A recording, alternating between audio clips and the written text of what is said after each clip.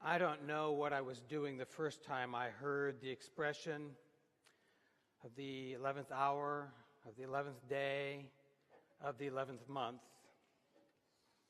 I do know that the event they were referring to took place exactly 100 years ago today.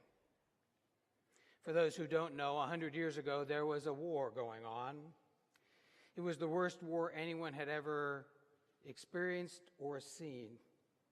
It's so bad that people called it the Great War. When it ended, people hoped it would be the war to end all wars.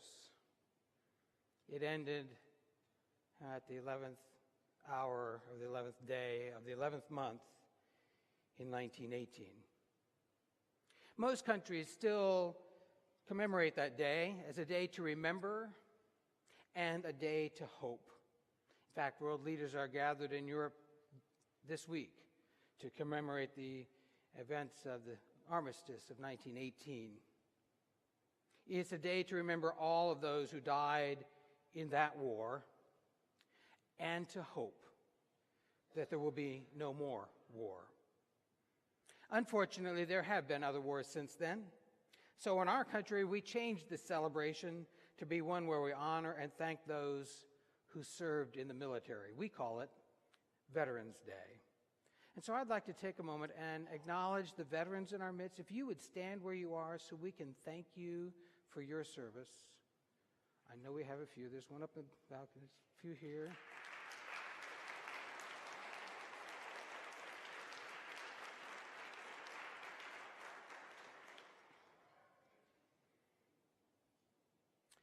As I was doing my research for this sermon and reading about the armistice, knowing that this was that anniversary, I learned that there are people, there are nations that have never celebrated this day, have never lifted up Armistice Day as a day to celebrate. Those are the people who lost the war. It was a reminder to me that there's always two sides to every story. They thought they were so mistreated in the armistice that they refused to lift up this day as a special day. There are some folks, in fact, who say that the way we treated them is part of why there was a war 20 years later. It's a reminder to me that when I don't pay attention to both sides of a story, I'm doomed to repeat the mistakes of history. It's one of the things I've been listening for the last few years as I've contemplated the elections in our country. What's the other side of the story? One way to tell the story in our text today is as a sad story. In fact, you may want to have tissues ready as I read it to you. If you listen with your hearts as well as your ears, you will be overwhelmed with a sense of sadness. But that's not the only way to read this story. There is another way to read it. That's just the first way that you will find yourself experiencing this story. I'm not going to read the whole story. I'm going to invite you to read it at some point. I'm just going to read basically the introduction from the first chapter of Ruth. During the days when the judges ruled, there was a famine in the land. A man with his wife and 2 sons went from Bethlehem of Judah to dwell in the territory of Moab. The name of that man was Elimelech. The name of his wife was Naomi. And the names of his 2 sons were Mahlon and Chilion. They were Ephrathites from Bethlehem in Judah. They entered the territory of Moab and settled there. But Elimelech, Naomi's husband, died. Then only she was left, along with her 2 sons. They took wives for themselves, Moabite women. The name of the first was Orpah, and the name of the second was Ruth. And they lived there for about 10 years. But both of the sons, Mahlon and Chilion, also died. Only the woman was left, without her 2 children and without her husband. Then she arose, along with her daughters-in-law, to return from the field of Moab, because while in the territory of Moab, she had heard that the Lord had paid attention to his people by providing food for them. She left the place where she had been, and her two daughters-in-law went with her. They went along the road to return to the land of Judah. Naomi said to her daughters-in-law, "Go, turn back, each of you, to the household of your mother. May the Lord deal faithfully with you, just as you have done with the dead and with me. May the Lord provide for you so that you may find security, each woman in the household of her husband." Then she kissed them, and they lifted up their voices and wept. But they replied to her, "No, instead we will return with you to your people." Naomi replied, "Turn back, my daughters. Why would you go with me? Will there again be sons in my womb that they would be husbands for you? Turn back, my daughters. Go. I am too old for a husband. If I were to say that I have hope, even if I had a husband tonight, and even more, if I were to bear sons, would you wait until they grew up? Would you refrain from having a husband? No, my daughters. This is more bitter for me than for you, since the Lord's will has come out against me." Then they lifted up their voices and wept again. Orpah kissed her mother-in-law, but Ruth stayed with her. Naomi said, "Look, your sister-in-law is returning to her people and to her gods. Turn back after your sister-in-law." But Ruth replied, "Don't urge me to abandon you, to turn back from following after you. Wherever you go, I will go. And wherever you stay, I will stay. Your people will be my people, and your God will be my God. Wherever you die, I will die, and there I will be buried. May the Lord do this to me, and more so, if even death separates me from you." When Naomi saw that Ruth was determined to go with her, she stopped speaking to her about it. Before we respond, I want to tell you that a paragraph later it talks about how Naomi enters the land and somebody recognizes her and says, "Aren't you Naomi?" Naomi's name means pleasant. And she says, "Don't call me Naomi. Call me Mara," a name that means bitter. This is the word of God for the people of God. Thanks be to God. Amen. The emotional tone of this story reminds me of a picture I came across several years ago. It's one I kept for today because this seems like the right time to share it. For those who can't read the caption, it says, "A boy went to war in 1914 and left his bike chained to a small tree. He never made it home, and his family left the bike by the tree in his memory. This is that tree today." Unfortunately, I don't know where that picture was taken. I'm not exactly sure when it was taken, but it captures the sadness and the grief of the Great War. The war that ended 100 years ago today on the 11th hour of the 11th day of the 11th month. As I said, it was a war that people thought would be the end of all wars, a war in which countless millions of boys never came home. In that sense, it is the same as Naomi's story. There is loss, deep loss. First, her husband and then her two sons die. In a society where women rely upon men for income, it's devastating. In a system where the only hope Naomi can offer her daughters-in-law is another son, there really is no reason to live.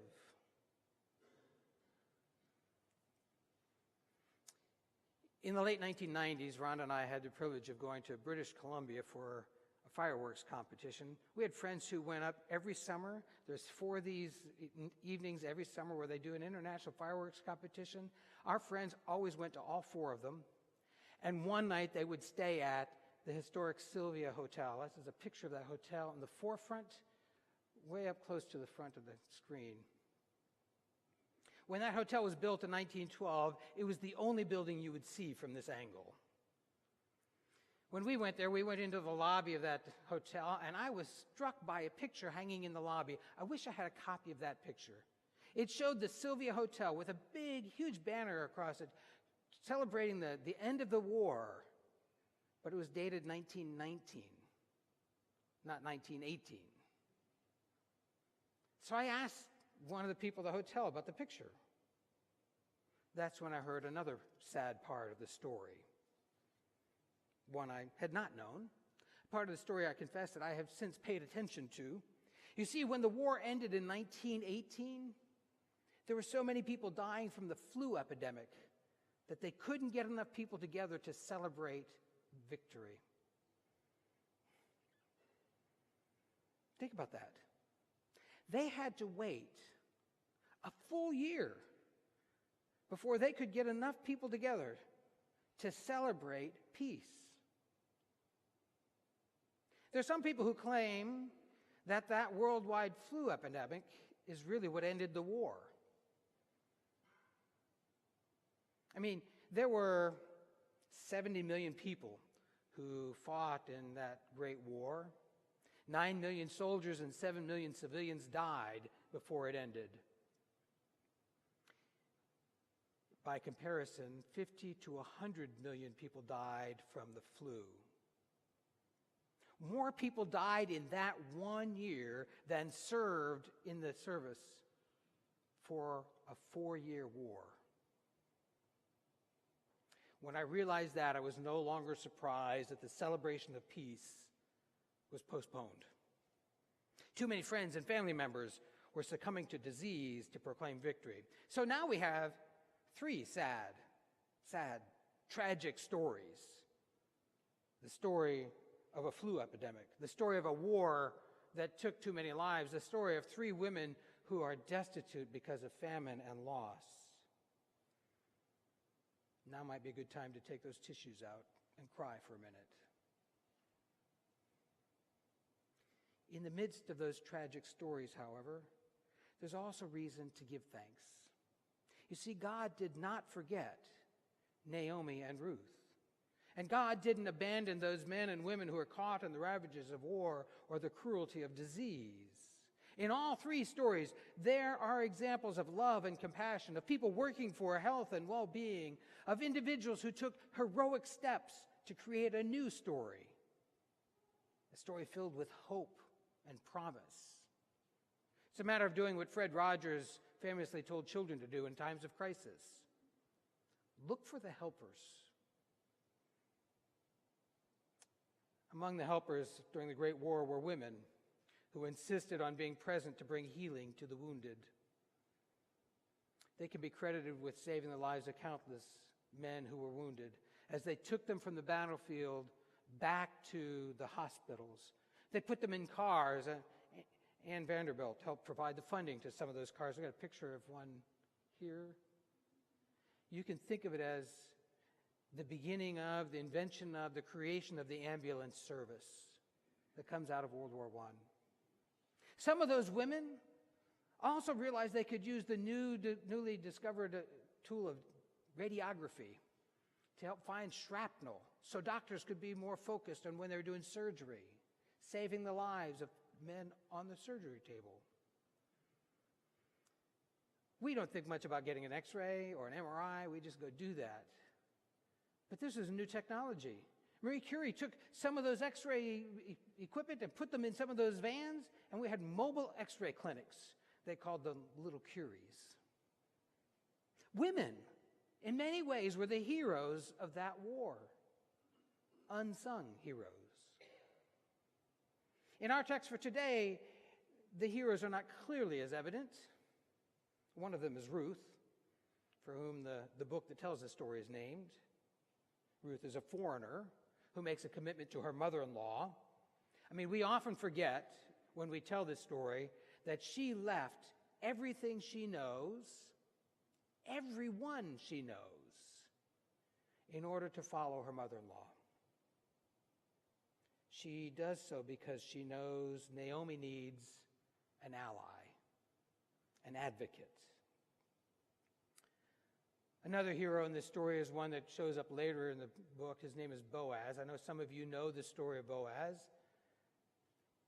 I'm not going to read it to you, but I will tell you a little bit about that story. Before I do, let me remind you of some of the cultural setting in which this takes place. Because women were often viewed as property, and because it was hard for a woman to survive without a man in her life, there were laws and customs designed to protect the widow and the orphan. If a man dies before having children, for example, it is up to his brother to care for and about the widow. The most common means was to help her bear children who would carry the deceased brother's name and who would inherit the deceased brother's estate. We're not sure it always worked as it should, and I suspect far too many women fell prey to abuse, becoming household servants rather than loving family members. Tragically, that story continues today in too many places where abuse happens.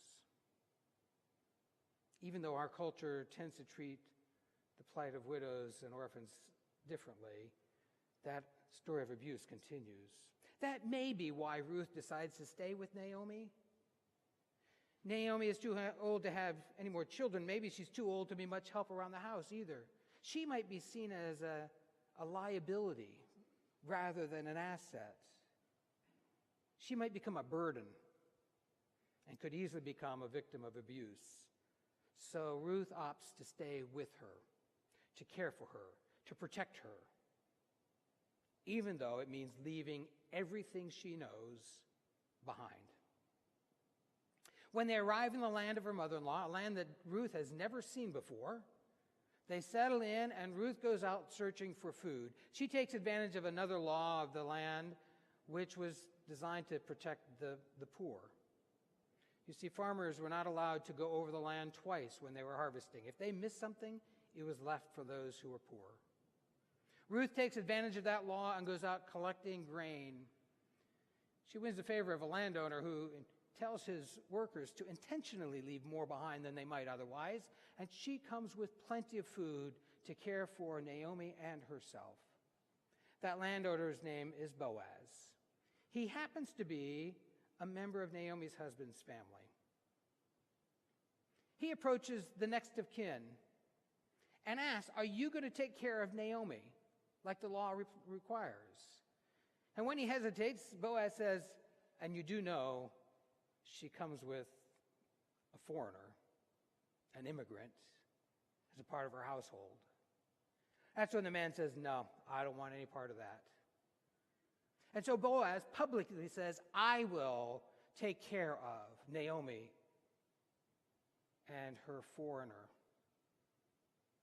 He cares. He doesn't have to do that, but he does. He willingly, lovingly takes Naomi into his home. He eventually marries Ruth, and he becomes a part of the larger story when Ruth becomes the grandmother of a king, the king we know of as King David. That story of sadness and grief, when we hear the rest of the story, becomes one of joy and celebration. The story of sadness and grief that's a part of the war to end all wars isn't there yet. I mean, there was a sense of hope that came immediately after the war as people were striving for peace. Some of those efforts still are at work. One of the stories that I cling to at that time is the story of a woman named Anne Jarvis. Anne Jarvis had served as a nurse during the American Civil War. And when the World War, the Great War, broke out, she went pleading with mothers to not let their sons go to war. Do not let them go. We need to work towards peace and not fight. When Anne died, her daughter took up the cause, and she asked people around the country to remember her mother's work for peace. We still celebrate that day. We call it Mother's Day. Anne's daughter tried to stop the celebrations because they became too sentimental and had stopped working towards peace. Can I get this next picture now? I don't know if any of you have been to Kansas City to the World War I Memorial. The Liberty Tower is there as as an indication and a sign and a hope that we will work towards peace. We're not there yet. But it's one of those three stories we began with that had sadness and grief, this great war, the destitute women, and the flu epidemic. Now, the sadness and grief related to illness and disease continue to be a part of many of our stories. And yet, we continue to work towards healing. We continue to work towards cures. Like the story of Ruth, we head into the future with a sense of hope, a sense of promise, even when we are in the midst of our own sadness and grief, when we're facing our own tragedies in life, when we're living in a land where elections don't always reflect our preferences. We do so because we remember that God has not abandoned us.